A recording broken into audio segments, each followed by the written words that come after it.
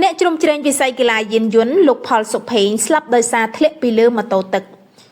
ចាលោកអ្នកបងប្អូនទាំងអស់គ្នានេះគឺជាអត្ថបទព័ត៌មានដែលដកស្រង់ចេញពីប្រភពព័ត៌មានថ្មីលោកផលសុភេងដែលគេស្គាល់ថាជាអ្នកស្រឡាញ់និងជាអ្នកជ្រុំជ្រែងវិស័យកីឡាយានយន្តនៅកម្ពុជា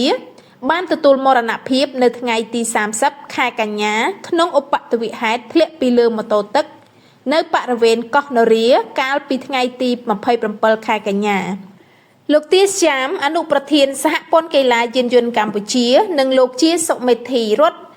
មន្ត្រីក្រសួងសង្គមគិច្ចអតីតយុទ្ធជននិងយុវនីតិសម្បទាសុទ្ធតែបង្ហាញការសោកស្ដាយចំពោះការបាត់បង់ធនធានក្រុមវិស័យកីឡាមួយនេះលោកផលសុភេងដែលបានជិះម៉ូតូទឹកលេងកម្សាន្តតាមដងទន្លេនៅចំណុចកោះនរាសង្កាត់ទន្លេបាសាក់ខណ្ឌចំការមនទំនងជាធ្លាក់ពីលើម៉ូតូចូលទឹកទន្លេនៅល្ងាចថ្ងៃទី27ខែកញ្ញាបើតាមវីដេអូដែលពលរដ្ឋបានបង្ហោះលើបណ្ដាញសង្គមមានបុរសម្នាក់ដែលទំនងជាលោកសុភេងបានព្យាយាមចាប់តោងម៉ូតូទឹកមួយគ្រឿងប៉ុន្តែតោងមិនជាប់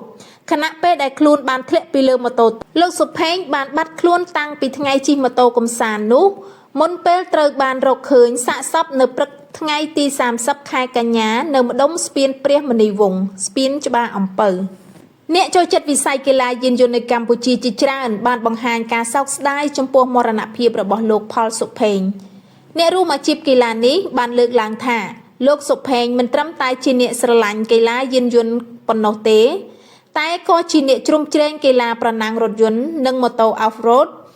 ឲ្យមានភាពលេចធ្លោម្នាក់ផងដែរលោកទាសចាមអនុប្រធានសហព័ន្ធកីឡាយានយន្តកម្ពុជាក៏ដូចជាលោកជាសុមេធីរដ្ឋមន្ត្រីក្រសួងសង្គមគិច្ចអតីតយុទ្ធជននិងយុវនីតិសម្បទាសុទ្ធតែបង្ហាញក្តីអាណិតអាសូរចំពោះការបាត់បង់ធនធានដ៏កម្រក្នុងវិស័យកីឡាមួយនេះក្នុងនោះដែរលោកម៉ុងរទ្ធីប្រធានគណៈកម្មាធិការទី3ព្រឹទ្ធសភាបានសរសេរលើបណ្ដាញសង្គម Facebook របស់ខ្លួនថាលោកសុភេងជាមនុស្សល្អសុភាពរាបសារចេះគោរពចាស់ទុំក្មួយមានញាតិមិត្តរាប់អានច្រើនខ្លាំងណាស់ក្មួយមិនគួរទទួលរងគ្រោះថ្នាក់ដែលគិតស្មានមិនដល់អញ្ចឹងសោះចា៎បងប្អូនទាំងអស់គ្នានេះគឺជាអត្ថបទព័ត៌មានដែលដកស្រង់ចេញពីខាងប្រភពព័ត៌មានថ្មីហើយក៏ជាសារក្រានរំលឹកទៅកាន់បងប្អូនមួយចំនួនដែលជាអ្នកស្រឡាញ់ខាងវិស័យកីឡាម៉ូតូទឹកបងប្អូនទាំងអស់គ្នាសូមមេត្តាប្រុងប្រយ័ត្នសូមមេត្តាការពារខ្លួនពីព្រោះរដូវកាលនេះគឺរដូវកាលទឹកឡើងហើយកម្លាំងទឹកមានការហូរខ្លាំងអញ្ចឹងជាការល្អដែលបងប្អូនទាំងអស់គ្នាគួរតែមានការប្រុងប្រយ័ត្នឲ្យបានខ្ពស់